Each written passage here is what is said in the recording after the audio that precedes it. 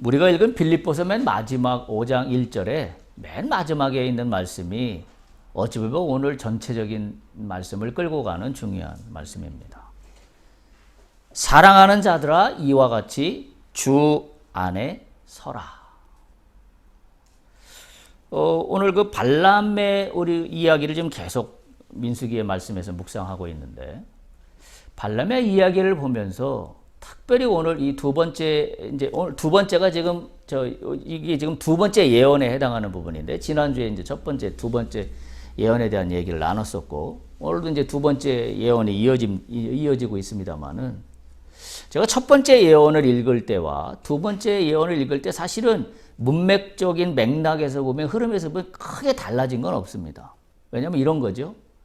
발락 왕은 발람으로부터 이스라엘을 저주하는 말을 듣고 싶은데 저주하기는커녕 축복하는 말을 합니다. 그게 첫 번째 예언에 있었던 이야기인데, 사실 오늘 두 번째 예언에서도 그 포맷에서는 동일하게 진행이 됩니다. 물론 그 중간에 여러 가지 문구들과 내용들은 변화가 좀 있지만 큰 흐름에서는 변화가 없습니다. 이번 두 번째 예언도 마찬가지로 발락 왕은 그랬잖아요. 다른 데로 데리고 갔잖아요.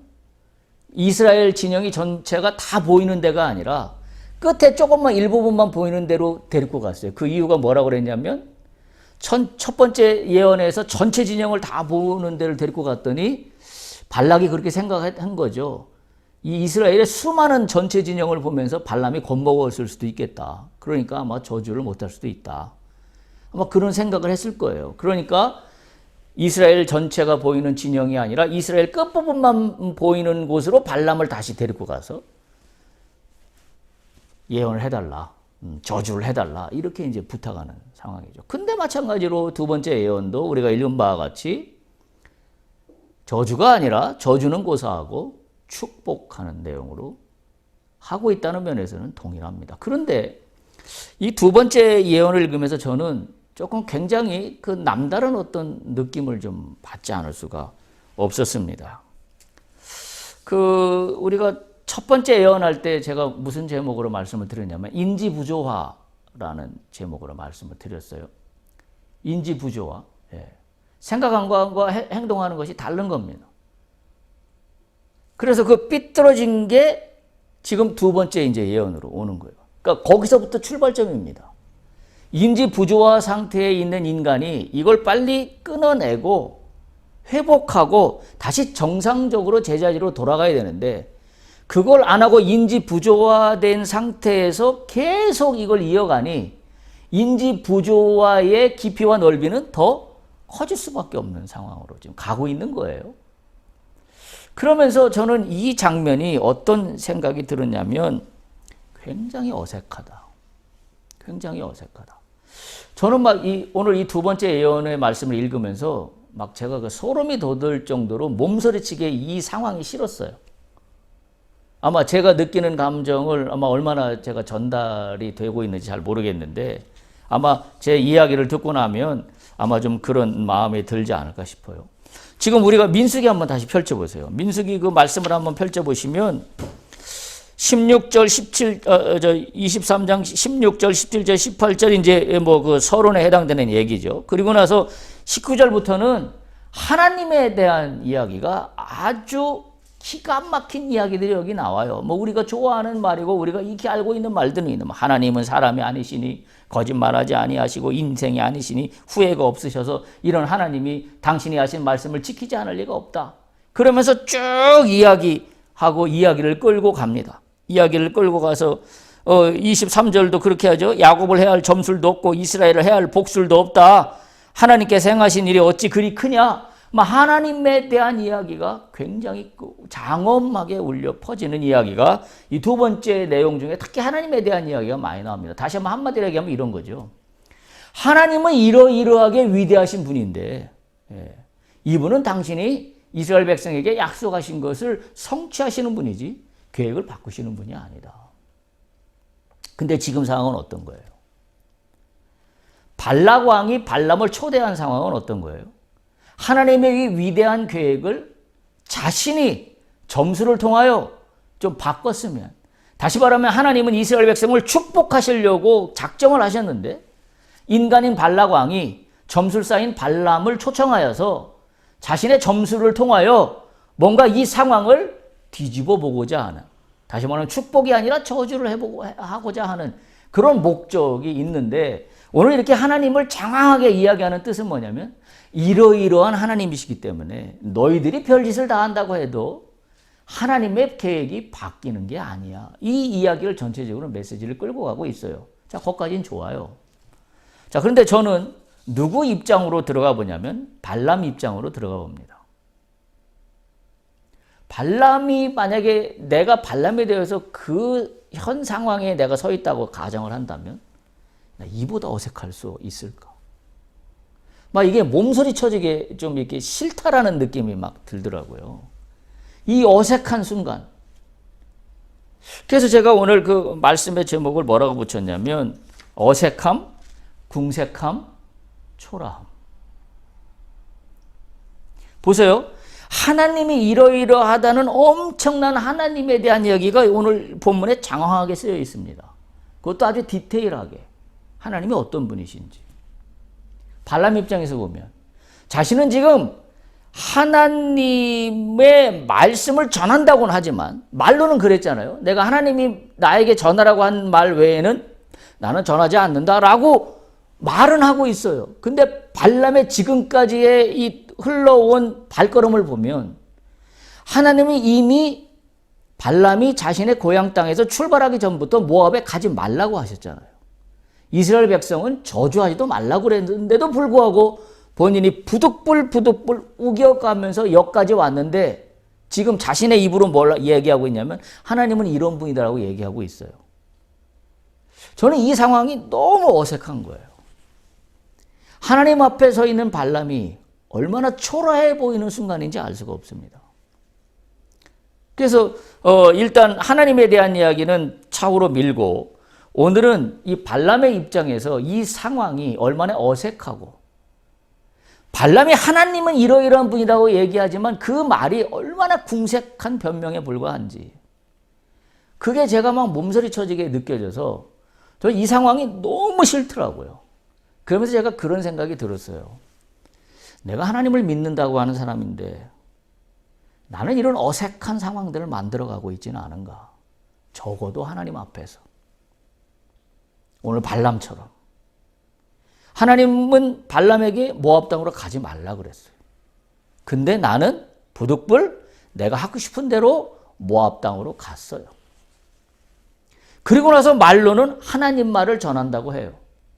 근데 자신의 몸은 하나님 뜻과 반대되는 형태로 자신의 몸은 움직였어요.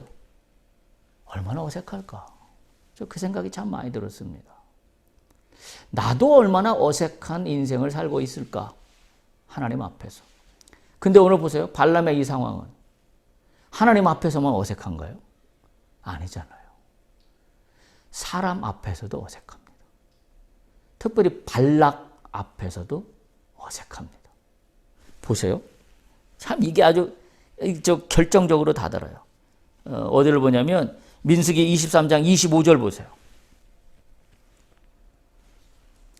발락이 발람에게 이르되 뭐라고 말을 급기야 하냐면 그들을 저주하지도 말고 축복하지도 말라. 웃기지 않아요? 이제는 발람에게 축복의 말을 듣는 게 너무 싫은 거예요. 그러니까 이제 너는 입을 떼고 아무 말도 하지 말라는 거예요. 발람은 얼마나 어색하며 발락 또한 얼마나 어색한 장면을 지금 이 상황을 연출하고 있냐고요. 그러니까 발람 입장으로 다시 가봐요. 내가 하나님 앞에서 얼마나 어색하며 그리고 나를 초청해준 발락왕 앞에서 또한 발람인 나는 얼마나 어색하겠어요.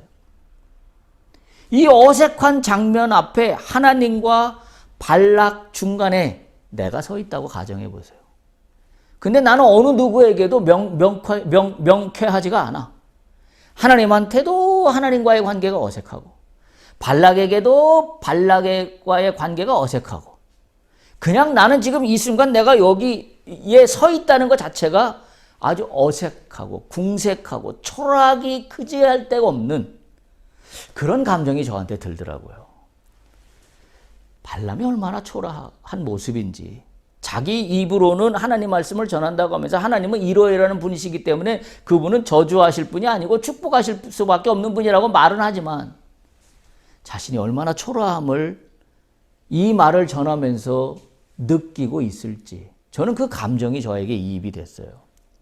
발람이 얼마나 초라할까? 얼마나 궁색할까? 얼마나 어색할까 지금 이 상황이, 이 끼어있는 이 상황이. 특별히 두 번째 예언의 말씀을 읽으면서 그런 생각이 참 많이 들었습니다. 그래서 오늘 본문의 말씀의 제목을 어색함, 궁색함, 초라함 이렇게 정했습니다. 이 어색한 장면은 참 당황스러운 장면입니다. 말씀드린 대로 발락 입장에서도 아니 와서 축복해랬더니 이상한 얘기만 하고 있고 발람 입장에서도 자신이 원래 의도한 건 아니지만 하나님 말씀을 전한 것다고는 했지만 자신의 뜻과 상관없이 나오는 자신의 입 밖의 말들을 통하여 이 또한 발람에게도 어색한 난처한 상황이 아닐 수가 없습니다. 이유는 다 하나예요. 발람이 발락 왕의 초청으로 모압에 온 목적과 위배되기 때문입니다. 우리는 여기서 포인트를 잡아야 돼요.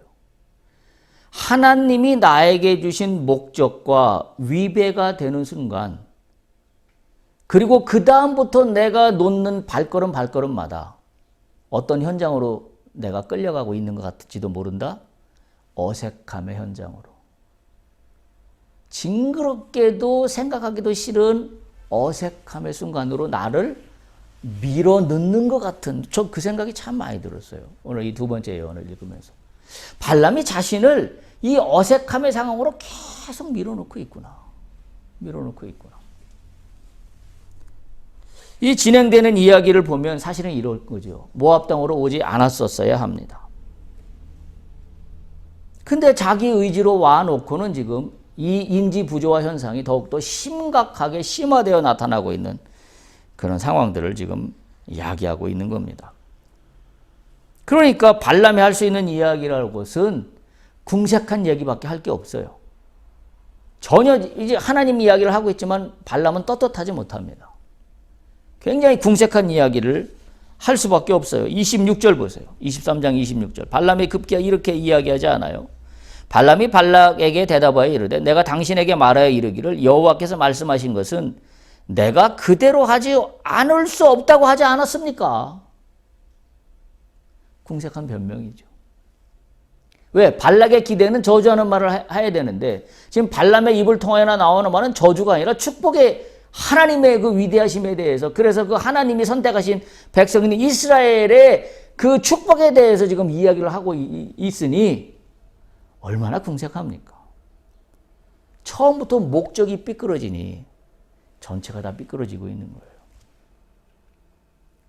우리가 오늘 비즈니스에서도 마찬가지잖아요. 내가 하는 사업이나 비즈니스에서 목적이 분명하지 않으면 이게 산으로 가는지 바다로 가는지 몰라요. 어디로 가는지 몰라요. 그러니까 뭐만 하게 되냐면 돈만 버는 것이라면 뭐든지 다 한다라는 사업의 목표 아닌 목표가 생기는 거예요. 그건 목적이 아닌 거죠. 제가 늘 몇 번 말씀드렸습니다만 경영학에서 가장 중요하게 여기는 전략의 첫 번째 단초가 뭐냐면 미션 스테이트먼트예요. 우리 기업의 미션이 뭐냐? 우리 기업은 무엇하는 기업이냐?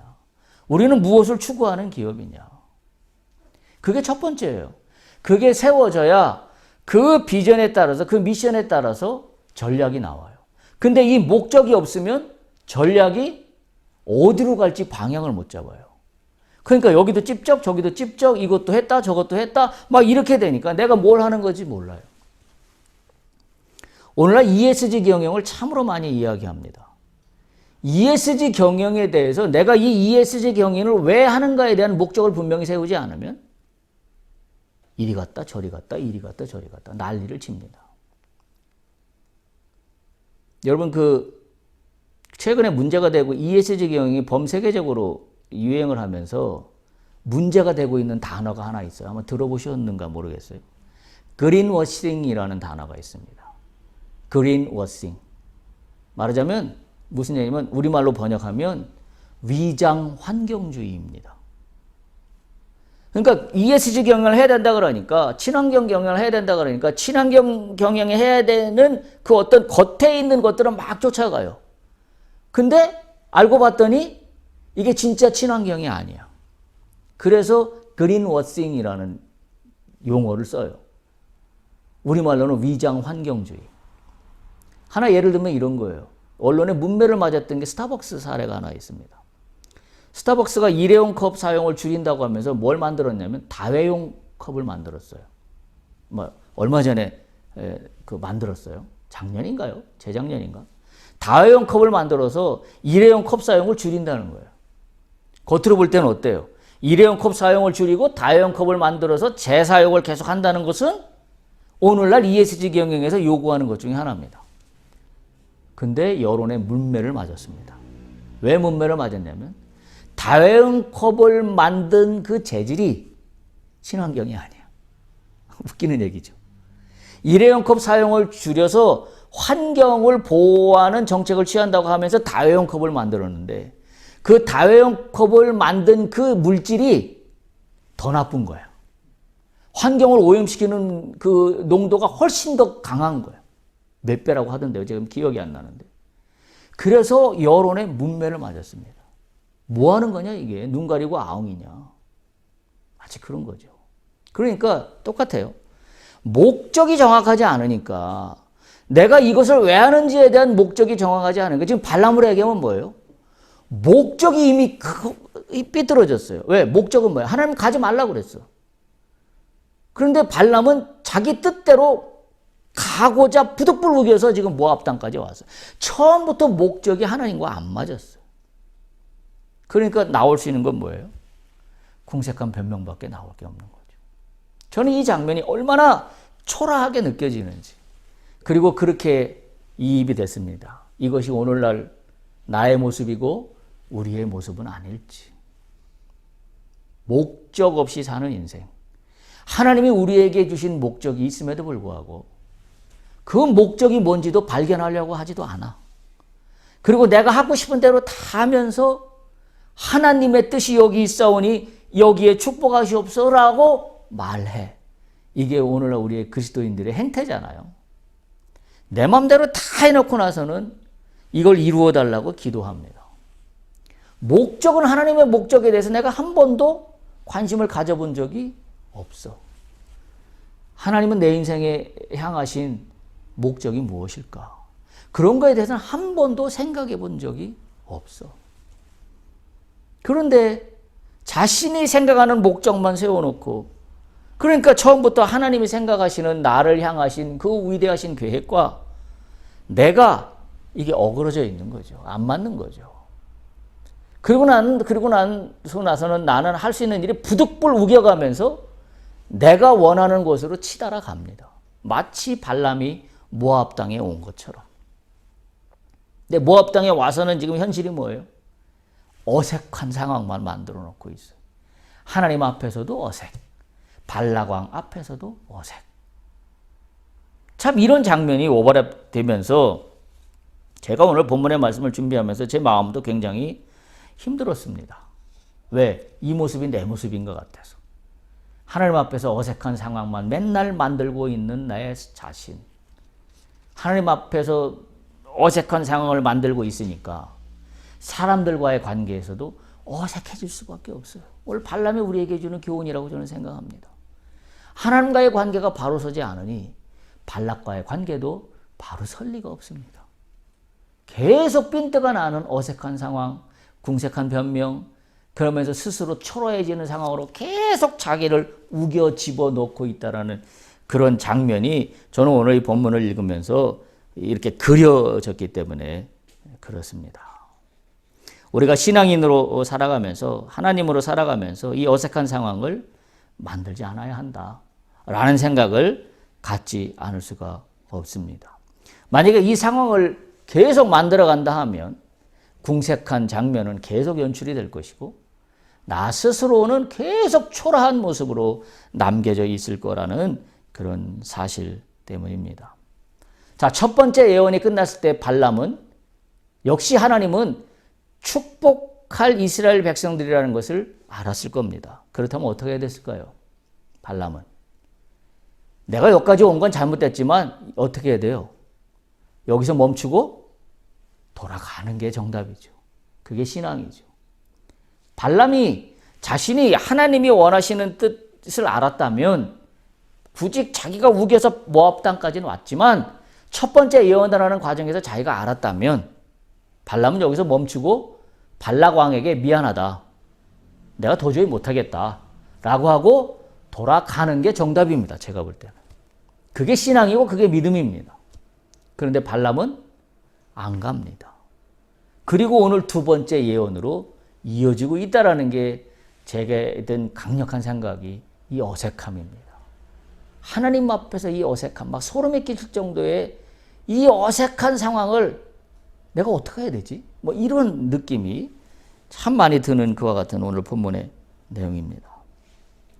결국 발람은 자신의 선택으로 말미암아 자기 자신을 이 어색하고 궁색한 상황으로 계속 몰아가고 있다는 사실입니다. 오늘 우리 사회에서 일어나는 일들이 이런 게 뭐 비일비재하잖아요. 비일비재합니다. 처음부터 잘못된 것이 있다면 잘못된 것을 인정하고 거기서 포기하고 돌아가야 돼요. 돌아서야 돼요. 근데 대부분 언론에 비춰지는 많은 사건들의 이야기는 뭐예요? 절대 인간이 돌아서지 않습니다. 결국 어떻게 돼요? 계속 이상한 논리만 펴댑니다. 그러니까 결국은 어떻게 되나요? 어색한 상황이 더 커져요. 처음에는 어색한 상황이 요만했었는데 내가 변명을 하면 할수록 궁색함을 말을 하면 할수록 어색한 상황은 더 커져. 결국 뭐예요? 초라한 나만 남게 돼요. 발람이 하나님의 뜻과는 전혀 맞지 않게 자기 마음대로 하면서 상황을 여기까지 끌고 온 거예요. 어색한 상황만 넘쳐납니다. 참으로 참 비참한 장면이 아닐 수가 없어요. 근데 이 얘기가 우리의 얘기일 수 있다는 거죠. 초라한 상황을 만들면 만들수록, 어색한 장면을 만들면 만들수록 초라해지는 건 나만 초라해질 뿐이다. 하나님 앞에서도 할 말 없고 세상 사람들 앞에서도 할 말 없고 그냥 쭈그러들 대로 쭈그러들어서 아무것도 남아있지 않은 먼지 같은 내 모습을 바라보는 순간 나는 나에 대해서 어떤 생각이 들까요? 어찌 보면 그 순간 내가 살아온 인생 전체가 한꺼번에 부정당하는, 한 번에 뒤집어지는 거죠. 내가 30평생, 40평생, 50평생, 60평생, 70평생, 80평생을 살아왔는데 이 어색한 상황을 정리하지 못하니까 한순간에 난 아무것도 없는 먼지 같은 내 80평생, 70평생, 60평생으로 남고 말았다는 사실. 저는 그래서 오늘 이 본문을 보면서 상당히 마음이 어려웠습니다. 마음이 어려웠어요. 인지 부조화로 시작된 이 상황 전개가 점점 더 어색함만 커지고 있다는 사실입니다. 우리 잘 기억해야 돼요. 우리가 너무 잘 아는 비유들이에요. 처음 단추를 잘못 깼으면 빨리 풀고 다시 해야 돼요. 그거 아주 너무나 당연한 우리 비유로 너무 많이 나오잖아요. 특히 우리 남성분들은 와이셔츠, 남방이나 와이셔츠 이 단추를 깨배서 알지만 첫 번 단추가 이게 제대로 구멍이 다른 데 깨지면 하나 깨질 때는 몰라요. 잘 몰라. 근데 다 껴놓고 나면 뭐 옷이 좀 이상해. 보면 단추가 엇갈려 있어서 옷이 이렇게 균형이 안 맞게 입혀져 있는 모습을 발견하잖아요. 뭘 이야기할까요? 단추가 하나 껴졌을 때 어색함을 발견하는 게 믿음이에요. 단추가 하나 껴졌을 때 잘못된 걸 발견하면 그걸 돌이키는 게 신앙입니다. 근데 이걸 단추가 하나 잘못 껴졌는 걸 아는데도 불구하고 어떻게 되겠지 하고 두 번째 단추를 또 끼웁니다. 그리고 세 번째 단추를 또 끼워요. 결국 어떻게 되나요? 첫 번째 단추를 낄 때는 어색한 게 잘 드러내지 않아요. 왜? 밑에는 단추가 깨어져 있는 상황이 아니라 입는 과정에 있기 때문에 이게 잘못 깨졌는지 그냥 잘 몰라요. 어색함이 1이라면 단추를 두 번째 깨었을 때 어색함이 조금 더 커지고 단추를 마침내 다 깼을 때는 어색함이 엄청나게 커집니다. 옷을 완전히 내가 잘못 입었구나. 똑같은 겁니다. 어색함 상황이 발견되면 돌아가야 합니다. 하나님의 본질로 돌아가야 해요. 그리고 내가 어디서부터 다시 시작했는지를 다시 돌이켜야 해요. 근데 그걸 안 하고 계속 거기에서 이어가면 와이셔츠의 단추가 엉뚱하게 끼워져서 이상한 옷을 입은 것처럼 그렇게 돼버린다라는 거죠. 그렇게 돼버리는 겁니다. 발람은 이 상황을 계속 지금 자신이 만들어가고 있다라는 거죠. 하나님에 대해서도 어색, 발락왕에 대해서도 어색. 돌이켜야 할 때 회개하고 돌이켜야 합니다. 그래야 점점 미궁 속으로 빠져들지 않아요. 그래야만 하나님 앞에나 세상 사람들 앞에서 궁색한 변명을 내놓을 일이 없어집니다. 그걸 하지 않으니까 계속 궁색한 변명이 오늘 발람처럼 나올 수밖에 없는 거죠. 결국 초라해지는 자신만 남게 된다라는 사실입니다. 우리는 신앙인으로서 이 상황에 대해서 잘 바라볼 수 있어야 합니다. 오늘 우리가 읽었던 빌립보서를 한번 보시기 바랍니다.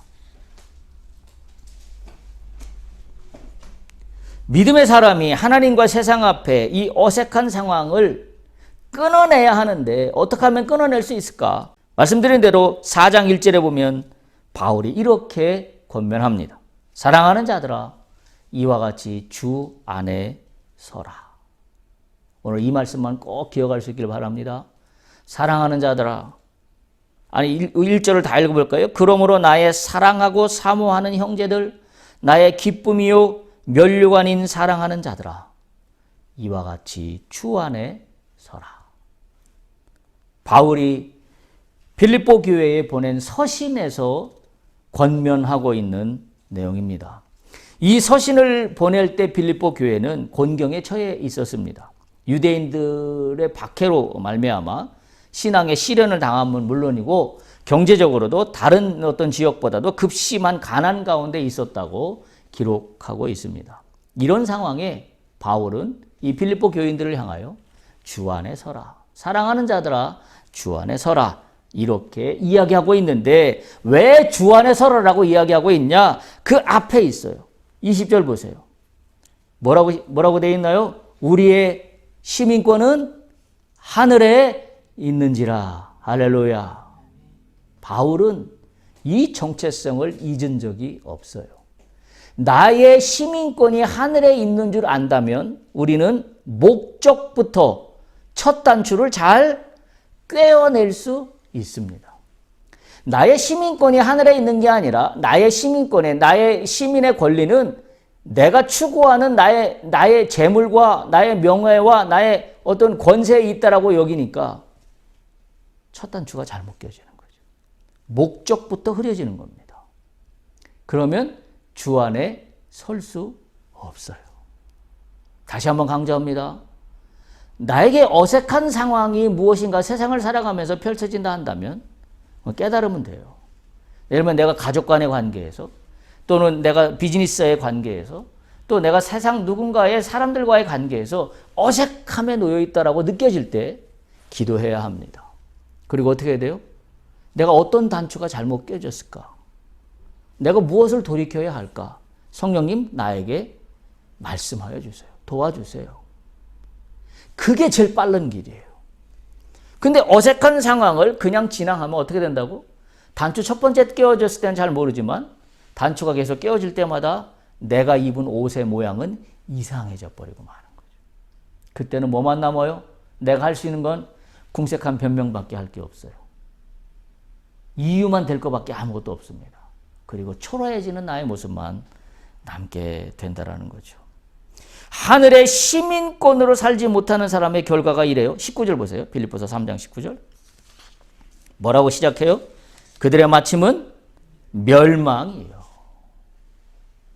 결국 잘 보세요. 오늘 말씀드리는 어색함이 궁색함을 낳고 궁색함이 나를 초라하게 만드는 것은 초라해지는 걸로 끝나지 않습니다.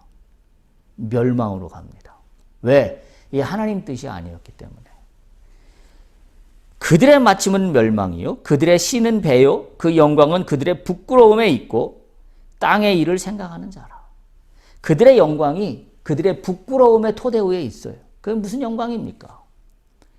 이 개역개정 내용이 조금 내용이 어렵게 번역이 되어서 공동번역 내용은 이렇게 번역이 되어 있어요. 제가 빌립보서 3장 19절을 공동번역으로 읽어드릴게요. 그들의 최후는 멸망뿐입니다.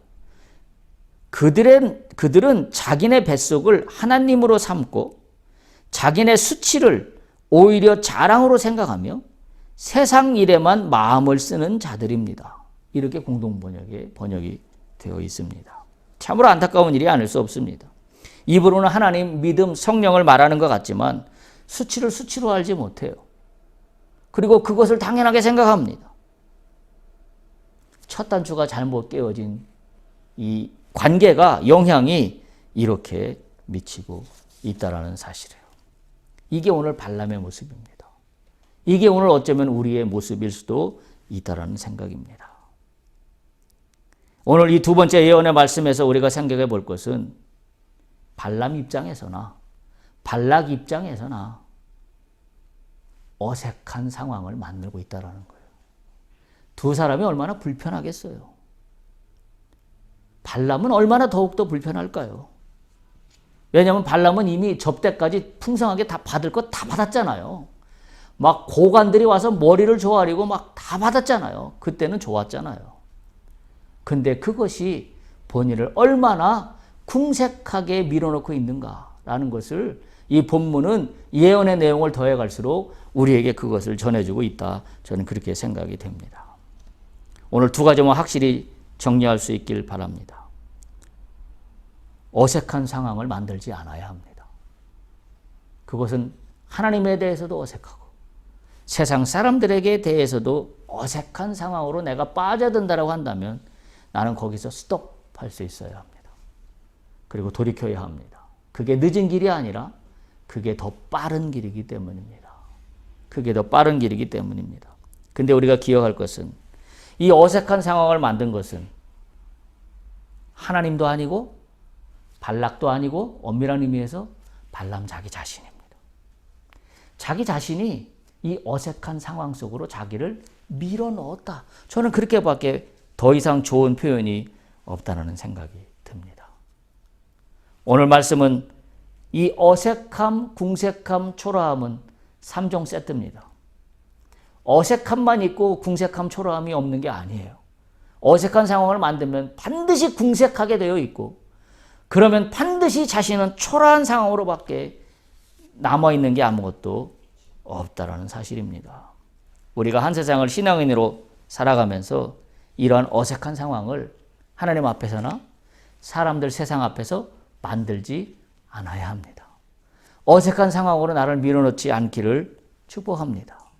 그러기 위해서 오늘 바울 사도가 우리에게 권면하는 것처럼 사랑하는 자들아 주 안에 서라.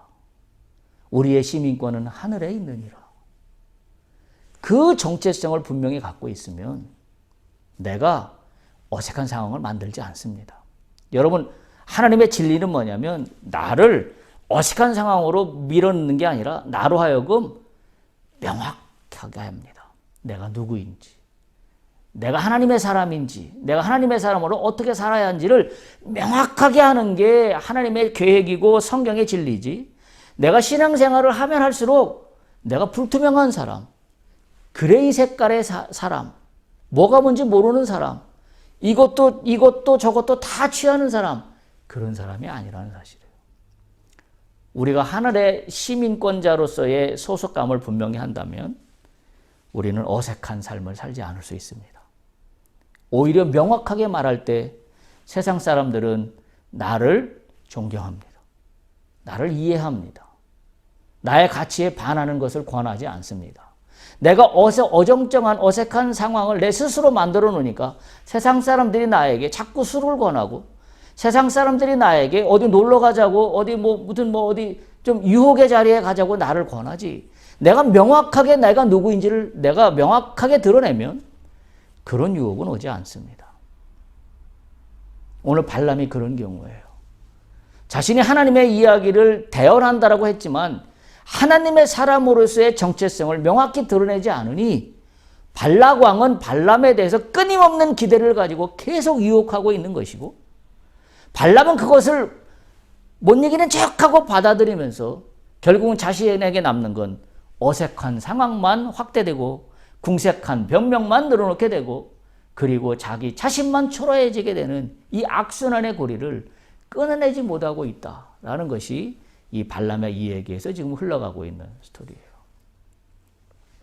우리 모두가 하늘의 시민권자로 다시 한번 거듭나기를 간절히 축복합니다. 그럴 때